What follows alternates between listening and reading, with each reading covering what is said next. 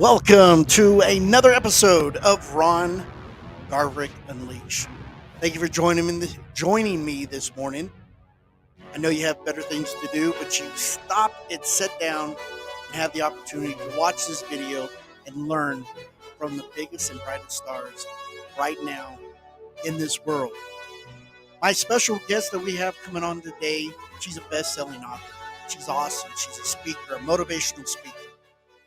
She can uplift you and she can help you talk about things in your life that you can overcome to be the better version of yourself. Guys, I'm pleased to have her on this show because she has been a good friend of mine. And we've only known each other for about 6 months.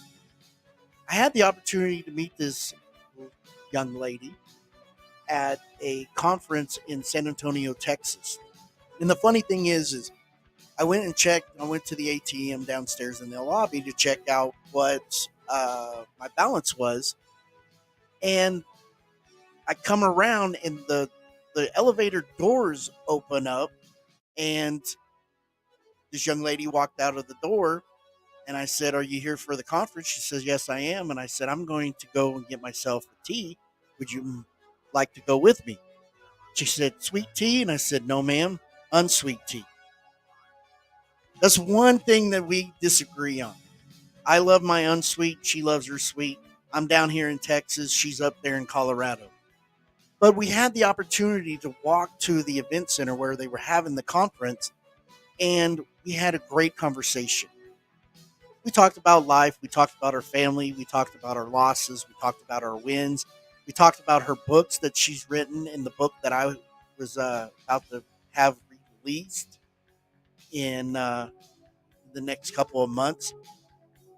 And we just sat and had a conversation and developed this great relationship. And I'm proud to have her on the show today.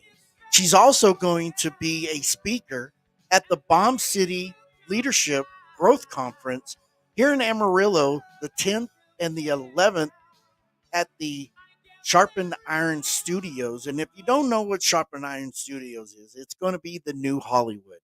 People are leaving Hollywood now and coming to Amarillo, Texas to start doing movies due to the fact is we all know the stuff that's going on in California. But we're the middle of New York City and Amarillo, Texas. New York City and LA, California. So it's a great privilege to be able to have this conversation with her and have her come on stage so she can share her wealth of knowledge to you guys. She could talk about her life and the stuff that she had to overcome, but I'm going to let her talk about that. But she's going to be a guest a guest on today and a speaker at the conference. This episode is brought to you by Street Volkswagen of Amarillo. If you need a new car, because there's hardly any out there, we got them. Check us out at www.streetvolkswagen or streetvw.com. That's www.streetvw.com. Amarillo, Texas, November 10th and 11th. Ron Garverick Unleashed. Street Volkswagen and Automotive Architect Academy presents Bomb City Leadership Growth Conference. Hear from some of the best entrepreneurs in the world. Learn about leadership, self-confidence, having a positive mindset, marketing yourself, self-discipline, finding the real you. Bomb City Leadership Growth Conference is brought to you by Ron Garverick, Amazon best-selling author of the book Finding the Real You. Don't miss hearing speakers such as Roy Davila, Duran Cage, TonniLea, John Lucky Luciano, Brad Blazer, Aubrey McKinley, and Ron Garverick. This November 10th and 11th in Amarillo, Texas. Contact Ron Garverick for more details at rongarverickspeaker@gmail.com or rongarverick.com.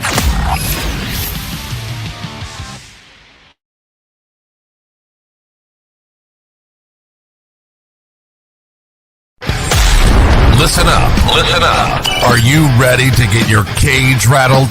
Are you ready to reach the next level of success? Are you ready to learn how to make money and live a financial freedom life and not a monthly budget? Do you want to open your mind to a positive mindset?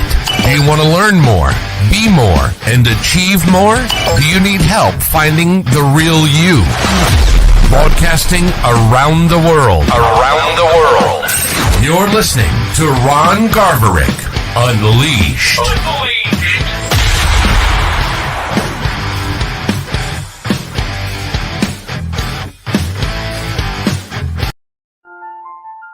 Welcome to Ron Garverick Unleashed. I'm your host, Ron Garverick. We got a special guest coming on today. She's phenomenal. She's inspiring. She motivates the heck out of me. And she will never let me fall. She's a great friend, and I'm glad to have her on the show today, Miss TonniLea. How are you doing this evening? I usually do my podcast in the evening, so how are you this morning? I'm doing awesome this morning. I don't know about this evening. Well, I've had you on the show because not only are you going to be a guest speaker at the Bomb City Leadership Growth Conference, but the connection, the relationship that we have, we're two different people in two different areas with two different lives. And when we were sharing our stories together, it was somewhat similar. And so just introduce yourself to the audience and let them know a little bit about yourself and why you wanted to become a motivational speaker. And talk about your books. I want you to talk about your books also. Okay. Well, I just have to say that your introduction was just amazing because when I think of you, I always think of seeing you right off the elevator too. And then we go and I have my sweet tea. And of course you had your unsweet tea. But yeah, we enjoyed a good time together. And that just shows you that God brings people together for a reason. We never know at that time that he eventually shows us. So it was an honor to meet you, and it's an honor to be on your show today. Hey, I am TonniLea, and I am a survivor. I am a warrior. I am a daughter of the Most High King, and I truly love my Jesus. And I would not have made it this far had it not been for him. He is my heavenly husband, and he takes and guides me and protects me. And he brought me through many, many journeys, and it's his story to share now. So I had an abortion when I was younger, even after I had 2 children. That journey has been absolutely amazing in the healing process. I would have never, ever dreamt that it would have been such an amazing healing. Being able to have a vision of my little girl in heaven with Jesus chasing butterflies is absolutely astounding and is something that I cherish and I hold. And I named her Melissa Lee, and she has become a part of my life, just like my other 2 children, like my grandchildren. And that has caused a great deep healing in my life. I don't think I would have come to the healing of that had I not went through all of the other stuff. So, everything is a journey, everything is a stepping stone, and everything in our life happens for a reason. And it does. And the funny thing is, we don't realize that till we stop blaming God for things that are happening in our life, because he gives us what he knows that we can handle. And one of the stories that I shared with you is when I was in high school. I was a senior in high school, and I got a girl pregnant. And I was going to fight like hell to make sure that we had the opportunity to keep this baby. But I just turned 18. She just turned 16. So the family, she still lived with her family. So they forced her to have an abortion. So it was hard. I mean, my first semester in school, I flunked my government. And they were telling me, if you don't pass government your first semester, you're not going to be able to graduate. And so they gave me an opportunity to take a college class from the University of Missouri. It had the same book and everything that we had in high school to be able to take your government and pass. And I passed it with an A plus. so I was able to graduate. But the thing, and we won't talk about it a lot, but the thing that having an abortion can screw up your mindset, can screw up your thinking, and it can and put a person in depression. Not only for the the individual that's having the abortion, but it's for the person that shared this life with that person. And you know, we separated not not too long after that because of the heartache, because of the shame, because of what was going on. So I can relate to you on that part. Mhm. I can relate to you on what you were feeling. But you've wrote some books. Yes, I have. And my fourth one is called Healing Broken Women, which There you go. goes over the 12 steps. And that's through my recovery that I have done and stuff. And, you know, and I think writing the book was a big part of my healing too, and we've talked about the fact that I don't know about, Melissa's dad, whether, you know, sperm donor, whatever you want to call him, because I ended up marrying him, right? Um, it was never discussed. It was never, I know that one time we went to the Garden Angel, which Richard Paul Evans did, and it's from his books and stuff and his story. But he does that everywhere. Puts an angel in the cemetery for those that have lost a child, and we went there, and that was a part of the healing for me. But the deepest healing has just come from talking with other people about it, and sharing what God has done in my life and stuff. And it's been amazing too that all of this pro life and Roe v. Wade and all of that has changed, and now it's such a big thing. And meeting Miss Jody LaBelle was a godsend as well, because of the song that she has written about saving the unborn child. So God had a purpose and a reason for all of it that's happened, and the healing. And And the good thing is you're able and you're strong enough to go out there and share your story, because there's other people out there that have the same things that are going on in their life. They have the same problems, and they don't know how to overcome them. They don't know how to deal Mhm. with them. And so they get hooked on medicine. They get pills. They find themselves deeply depressed, and they're drinking alcohol, and they're just ruining their lives. And the thing is, there's help out there. There's some Absolutely. places that are help that they got a certificate, they got a diploma saying that they're certified to help you out. But in all reality, I don't think that's the kind of help that people need. I think they need help from people that have experienced it, Missed it. Absolutely. not people that got a, a book. They start reading books in college and minored or majored in that subject, and then they can tell you, Tawny, I really understand what you're going through. I really understand how you feel. And then you go see yourself a psychiatrist. And she comes up to you and says, I'm going to prescribe you a medicine that's going to help you with this. Right? And I want you to understand that it will relieve all the tension and relieve all the pain. But that's not what we need. We need people that have experienced it, has overcame it, and has a solution for it. And I believe that's what you're doing. You have this sweet voice that people can listen to you and understand no matter what. When no matter what you've went through, you still understand and you still want to pay it forward and help people. Now, I've never asked you before, you could tell me, did you have that help or did you have to do it on your own? I did not have help. I did not seek help because I was so ashamed of myself. I was so overwhelmed with guilt Right. because I had two children, right? And I was a Christian. I knew exactly what I did. I murdered a little baby. I mean, that's what I did. I went to the doctor giving in, and I allowed that to happen. Right. So I carried that for 30 years. There was times that I tried to talk about it and I couldn't. I mean, it it overwhelmed me so much. I could not.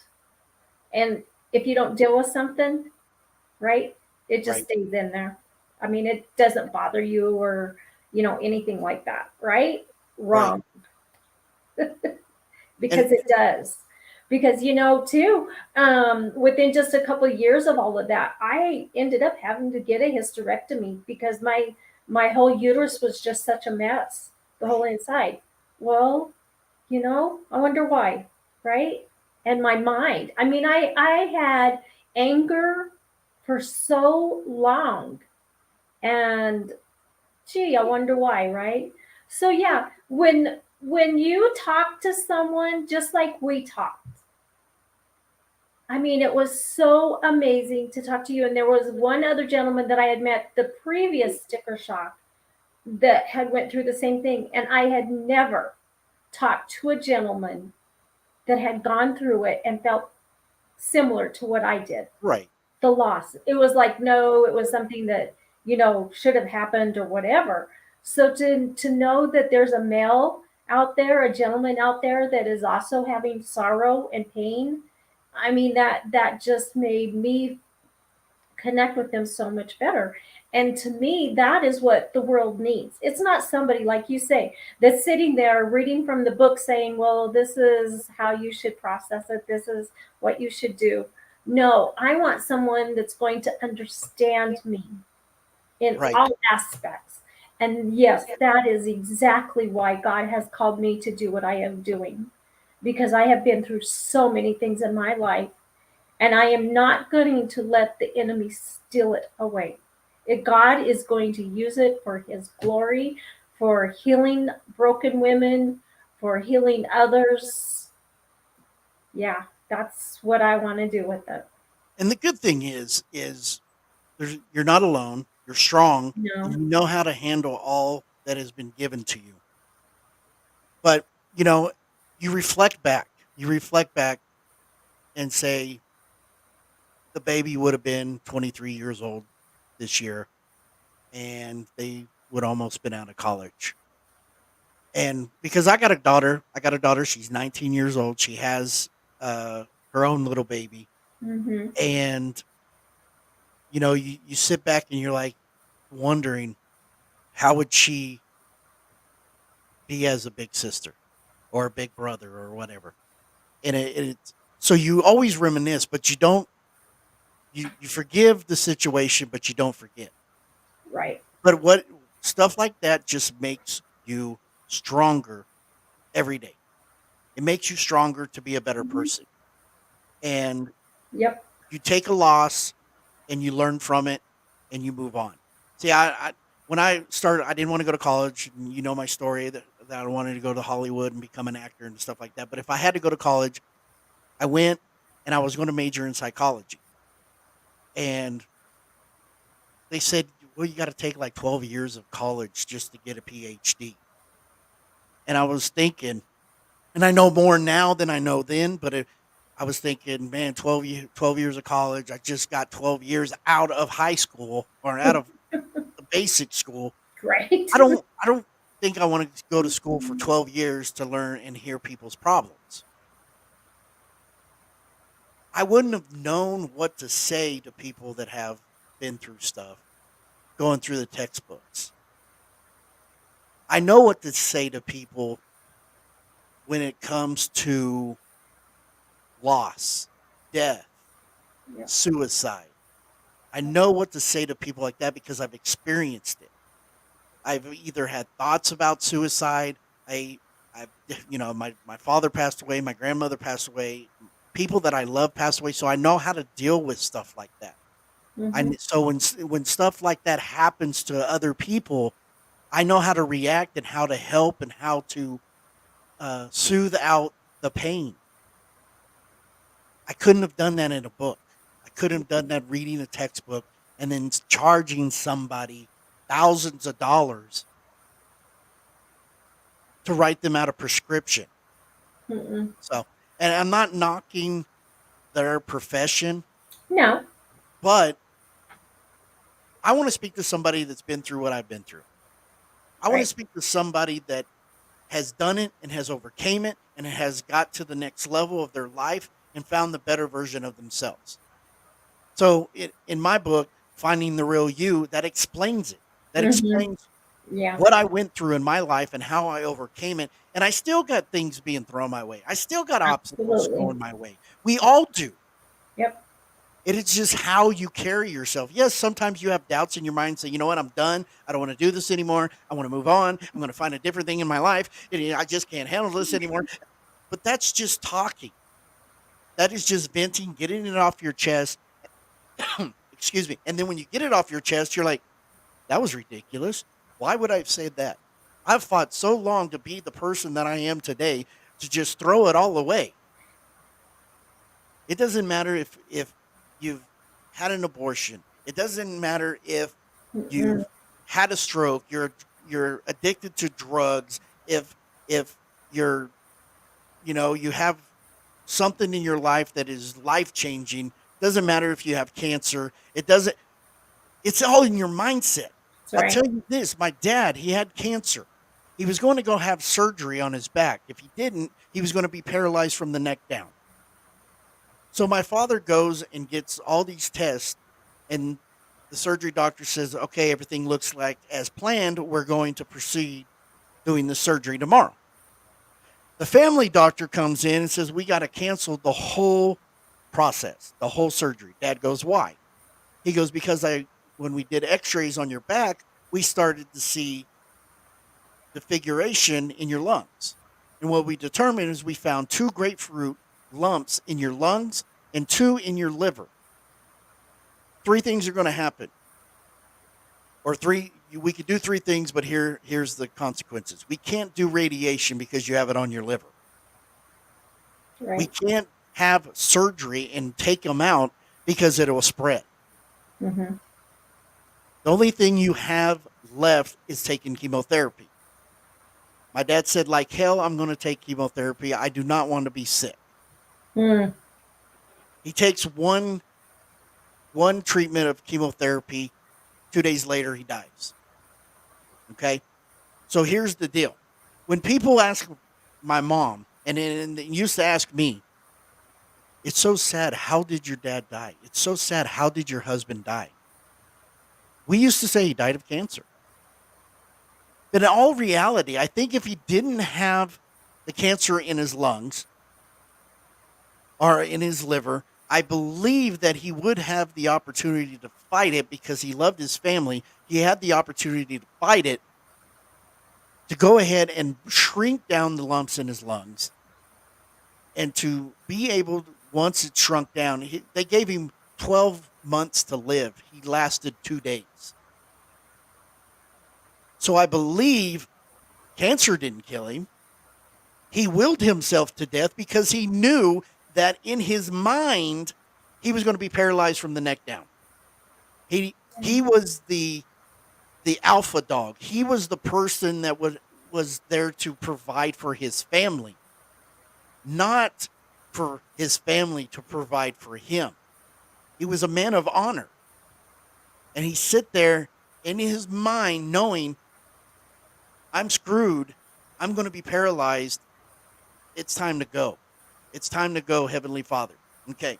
So I believe that he willed himself to die because he did not want us to take care of him. Yeah, I'm sure.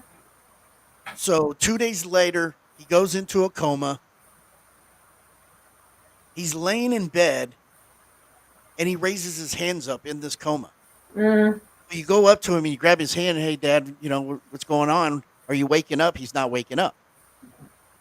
Throughout the day and night, he's raising his hands and doing this. Now, you can't see it in the screen, but he's raising it higher and doing this.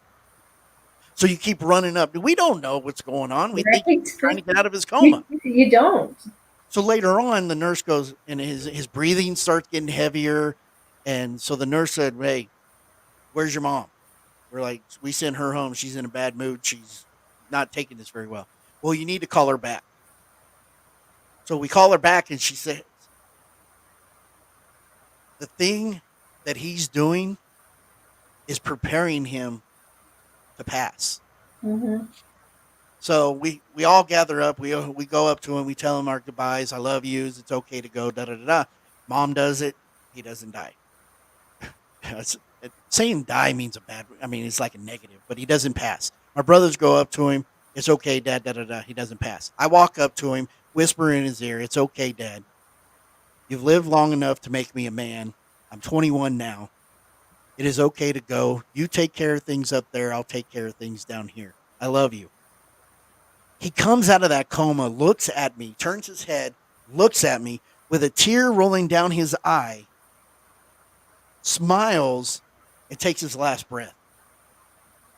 Now, don't you think that's a little hard on me throughout the years going, I'm the man that told him, gave him permission to die? Mhm. If I didn't open my stupid mouth, he would have still been here. I had to learn later on, it wasn't that. Yeah. He just needed reassurance That's right. from his seed, from his own flesh and blood. It was okay to go. To go. Absolutely. So I learned from that. But going back to what I was trying to get to was, I think with people that have all these issues, it's all a mindset. It's all a mindset. If you eat right, you won't die of a heart attack. If you exercise, you won't die of a heart attack. If you don't smoke, you won't die of cancer.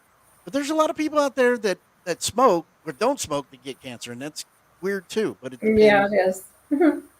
But I know people, you as well. I know people that have had cancer, that has cancer, that is kicking, excuse my language, cancer's ass. Mhm. They're not giving up because it's all in your mind. That's You got right. cancer, move on. Live your life. Don't let cancer take you down. And that's what you've done. And I'm very impressed with you. I'm very impressed with what you're going through. And our fellow speaker, she's already let it out. Our fellow speaker, Audrey McKinley, she's going through this right now. And I told her, you need to get a hold of Tonni. You need to talk to Tonni. Connie's going through the same thing or went through the same thing. She can help you get this kicked in the booty crack.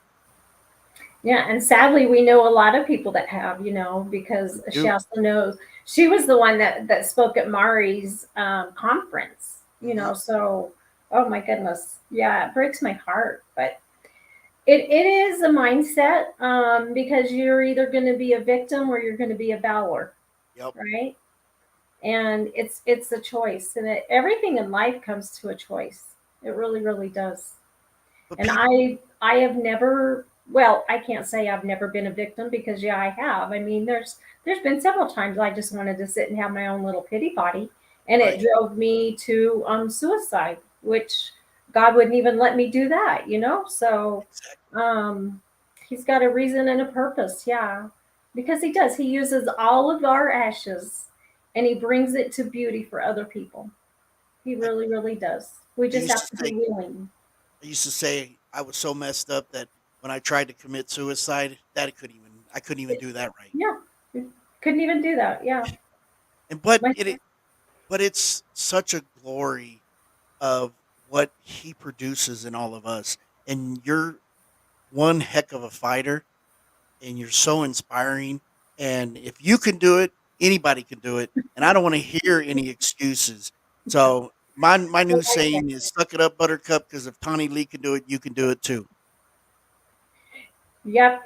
And when I start, like I have my women's recovery group, and I tell them, you can come in here as broken as you want, but I'm not going to let you stay there. No. I just won't. No. I mean, I will do everything I can. It's ultimately their choice, but I will encourage and inspire them as much as I possibly can. Yep. And that's what we need today in society is all this negative stuff going around and people talking bad about other people.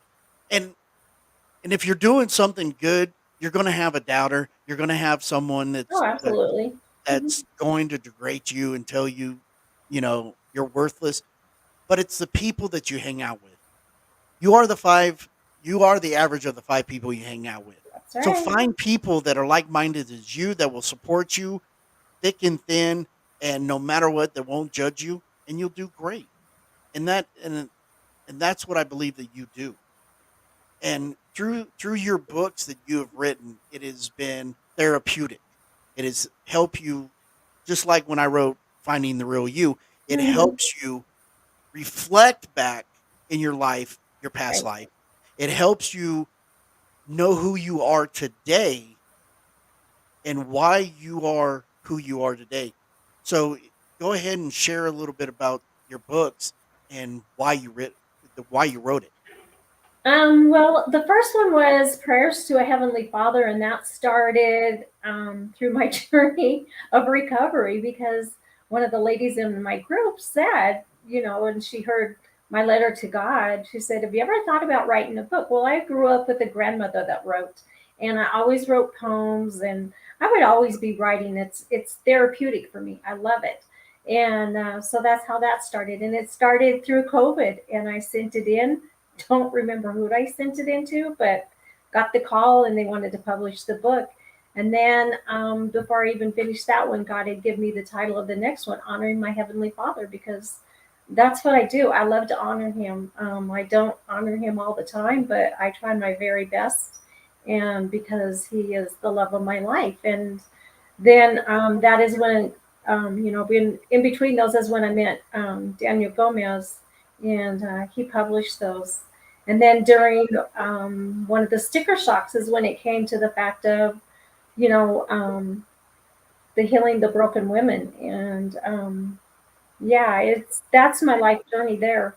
Using the 12 steps because that's what worked for me.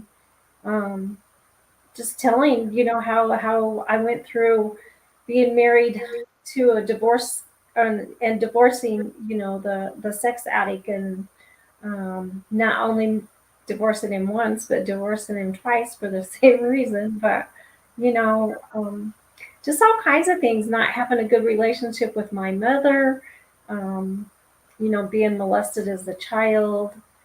Just all, there's been a lot of things. Yeah, but it's to use for God's glory, to encourage and to inspire others. You That's know, what it's all about. one thing that we talk about divorce, and I always tell people, said because I've been divorced for I think about 11 years, but I used to say, you know why divorces are so expensive? Because they're worth it. One, That's one, good. That's so true. you can spend $100 to get married, but you're spending a lifetime to get a divorce, and it's crazy. But and my ex-wife and I, we get along now, but then we didn't get along because we shared a child together and fighting over custody and whatnot.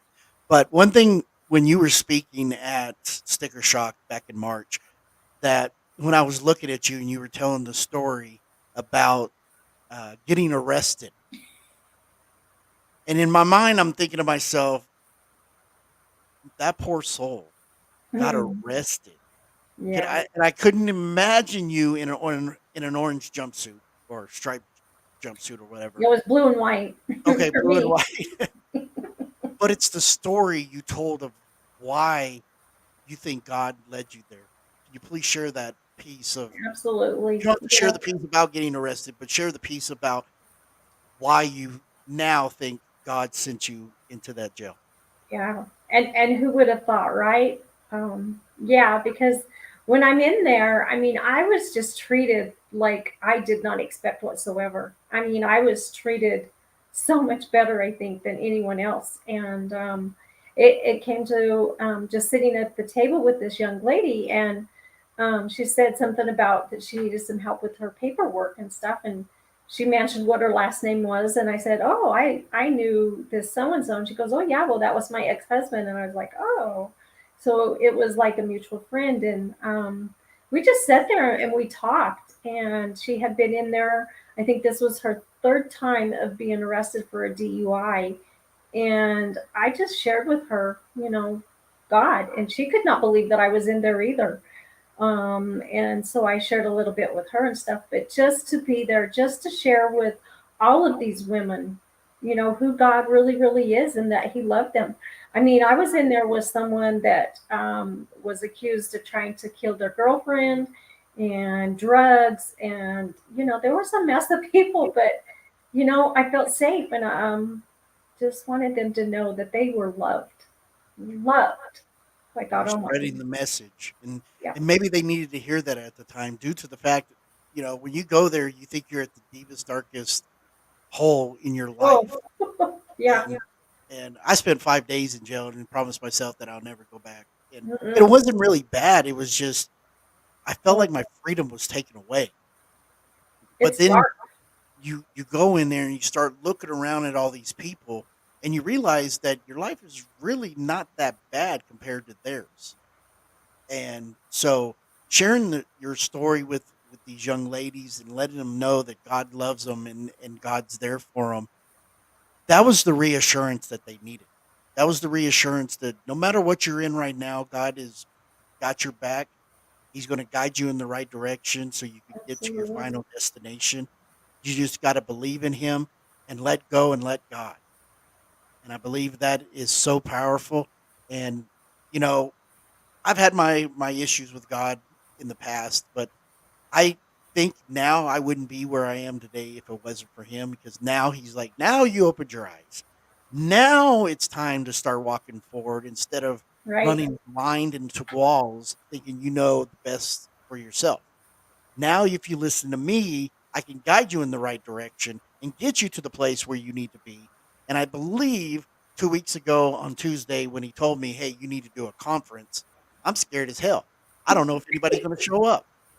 And that's the freaky part about it. And then being told by people that uh, look up to, telling you your conference is going to flop. No, it's not. and it it's fine. I take it in, and the old me wants to retaliate and wants to go Eminem on him and start spitting fire. But then part of me, God's like, I'm doing that on a purpose. I'm doing that to see if you can handle the pressure. Follow me. I will guide you in the right direction, and I promise you, this conference is going to be phenomenal. Yes, it is. And even if it isn't, I still got 8 great people there that I could share my story with, and we can just talk to each other. But you know what, Ron? Even beyond that, if nothing happens with that, God is going to immensely bless you because you stepped forward in faith and you were obedient to what He asked you to do. Because That's even more, what He even wanted from you. And even I more am than I so keep proud trying of to back out. I'm sorry. Even though I keep trying to go, okay, maybe it's not right, maybe it's not right, maybe it's not right. I keep getting pushed, going, and then I get a phone call and say, hey, can I be part of this? And then another one, hey, can I be part of this? you. Yeah. And I'm like, yeah, but in my mind, I'm thinking I'm trying to back out. And then I get something else. Hey, this is what it's going to be at the event center. And you're like, okay, you're making it tempting. So even if it flops, and I'm telling you, ladies and gentlemen, if you want to buy a ticket, go ahead, go to my website, rongarvick.com. Stroll down, hit products and programs, click on the individual ticket for $295. Click on the group ticket for $995. Five or more people, go ahead, show up. It's going to be Mhm. wonderful. It's going to be It great. is. And he does have a plan. He He does, and does. I know there's somewhere in the Bible. I don't know where, but I know God has led people to speak to people and preach the word, and Yeah. nobody wanted to listen. And bigger and greater things happen for that individual. I know it's in the Bible. I just can't remember who. I think that's what he's doing here. And I'm not trying to get all religious or anything, but I believe this is a step of testing my patience, seeing if I found the real me, and him saying, I got you. I got your back. And I think that's why every one of you on this panel, from Audrey to Brad to Roy to Duran to John to Dan Mason, and for you, have came and said, I want to be part of this. And I joke, it may just be us, but we're going to be part of this. No, change the mindset, because there's going to be many that show up. There's going to be many that participate, because God's going to send them.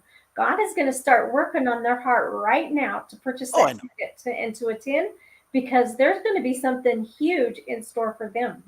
And, Not just us, but for them. well, yeah, and Yeah. but even if nobody did, I'd still be satisfied with who showed up. But Ron, mindset. I know, I know. I'm just saying. I know No, people are going to show up. they're I'm not gonna saying be it as a there. negative. I'm not saying it as a negative. I'm saying we're going to provide a Oh lot of yeah, it's content gonna for be each other. awesome. It'd be like a mastermind of us 8 or 9 or whoever. I still get phone calls of people wanting to come. I still get uh, DMs of people wanting to speak, and so I know Awesome. it's going to happen. I know it's going to be Yep. great. I don't know why I expected it to blow up in the first week. You got to get people's mind going. They got to look at tickets. They got to look at flights and stuff like that. That's fine. That's fine. But I'm just an impatient person, and I want to see action start quickly. But I got to be patient on this. I know he's tested my patience, and I just got. Mindset. It is. It's all about the mindset, a positive mindset.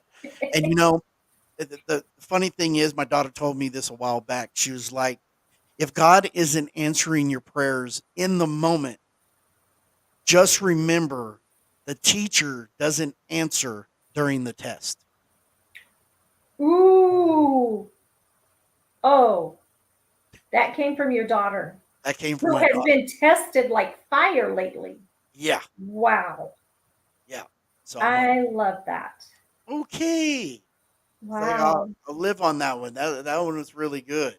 I don't know where she got it, but she sent it to me Mm. one day. And she's like, "Hey, Dad, if God ain't answering your prayers in the moment, just remember the teacher does not answer during the test." It's like that was strong. That's strong. That is amazing. Let me ask you a question here.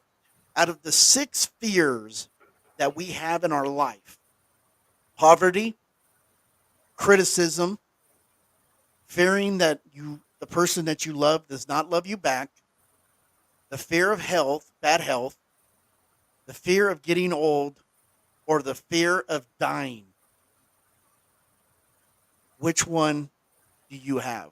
Poverty, criticism, the person that don't love you, that you love deeply, having bad health, the fear of getting old, or the fear of dying,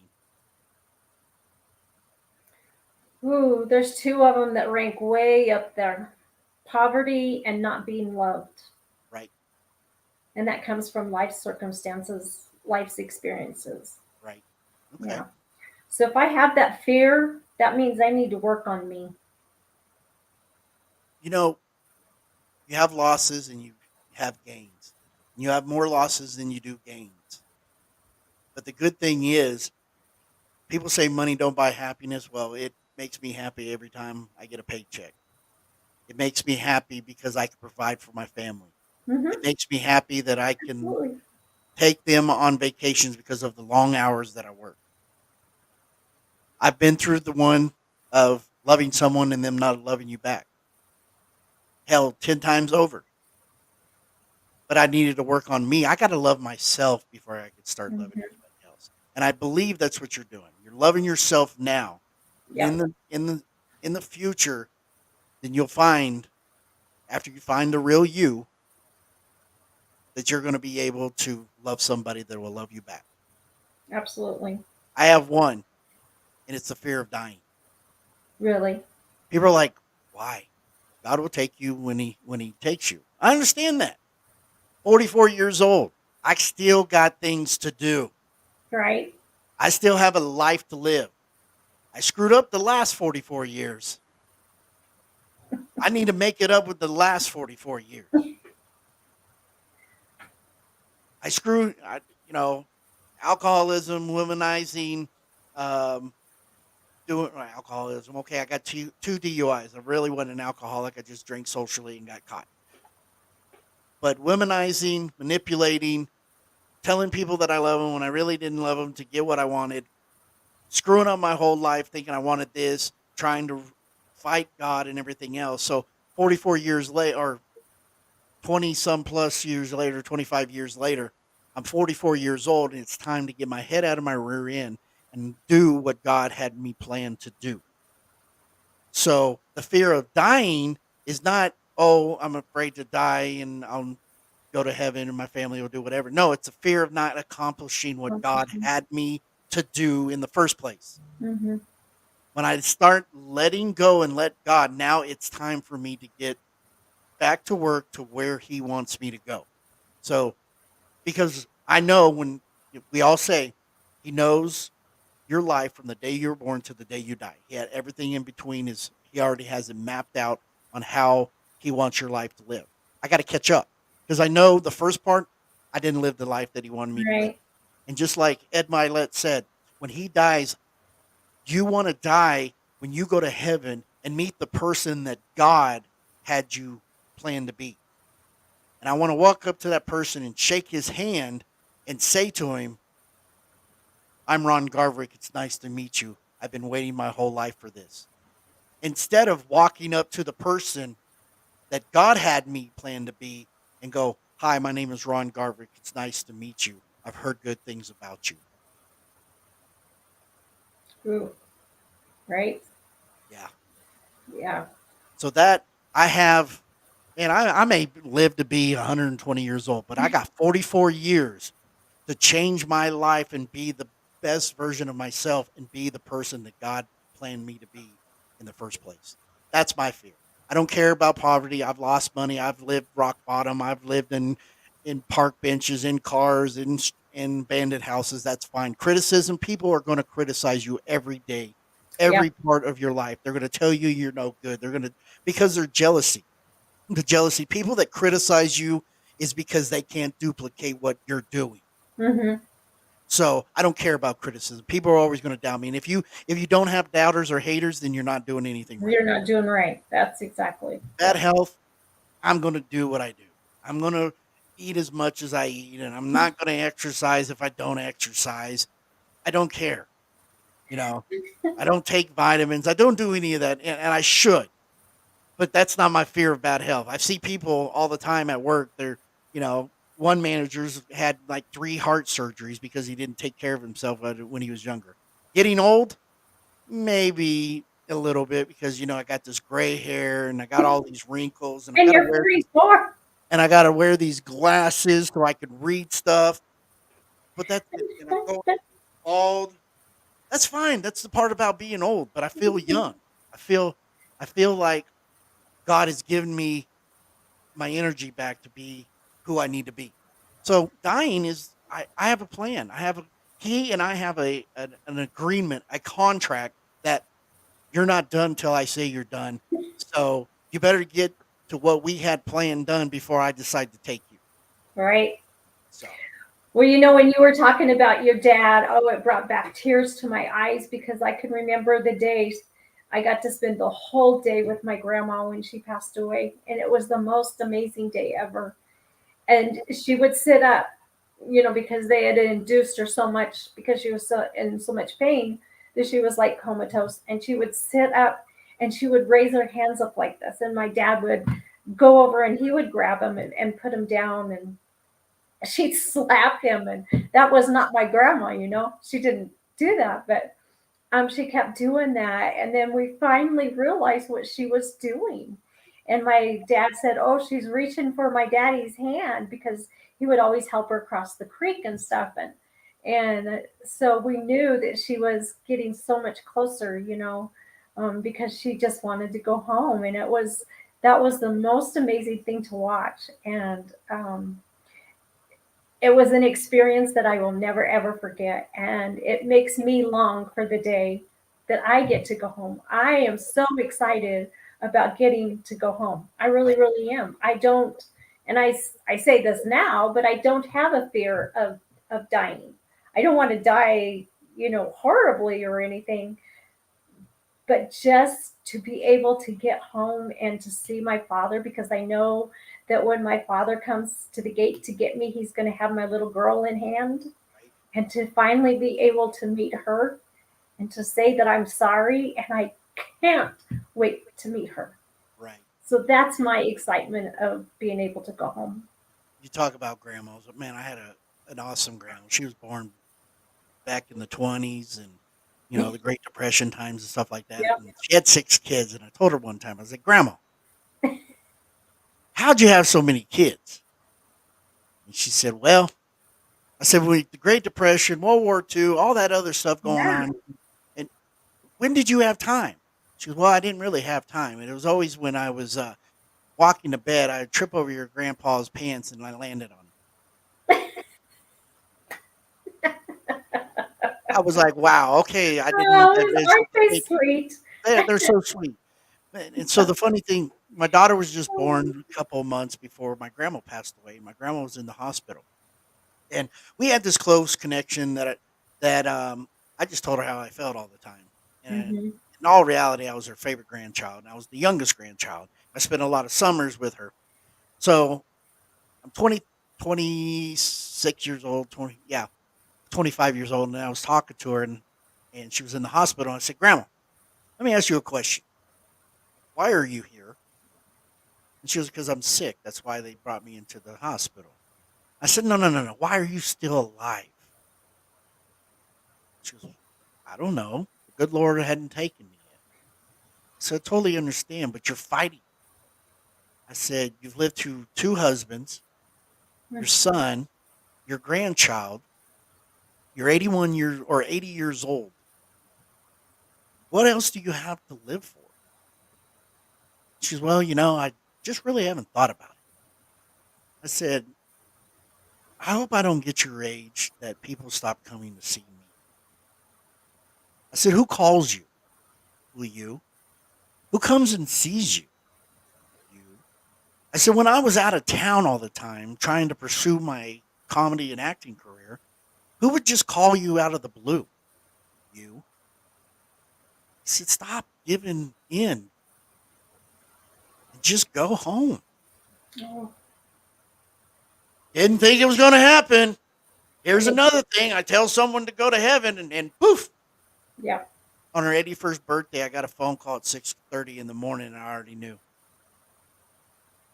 Nobody calls you that we early in the morning just to say good morning. But I knew something happened.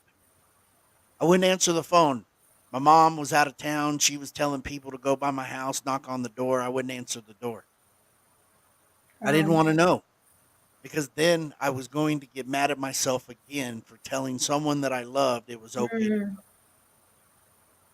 And I was back to square one of fighting with God because I was like, why are you letting people go that are important in my life that I love so deeply? So it hurt me, but then I realized, she's got the last laugh because she's looking down at me going, should have kept your big mouth shut, shouldn't you? But so when I was going through this divorce with my ex-wife, I was not going to let my daughter live with her because that would have been another thing that would have tipped me over the edge of God letting someone that I love so deeply go. So I fought for full custody of her. So my message to you is always fight for the ones you love. That's right.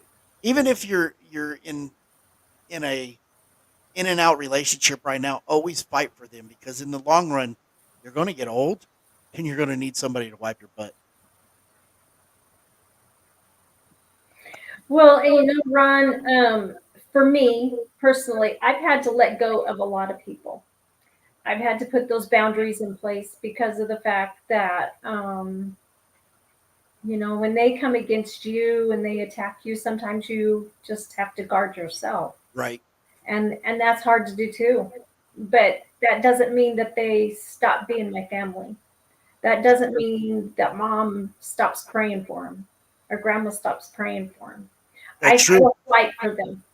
I Oh, just can't do it. Yeah, but I just can't do it, in a different way. But yeah, yeah, you fight for them because when they're your children or your grandchildren or whatever, that's a part of you.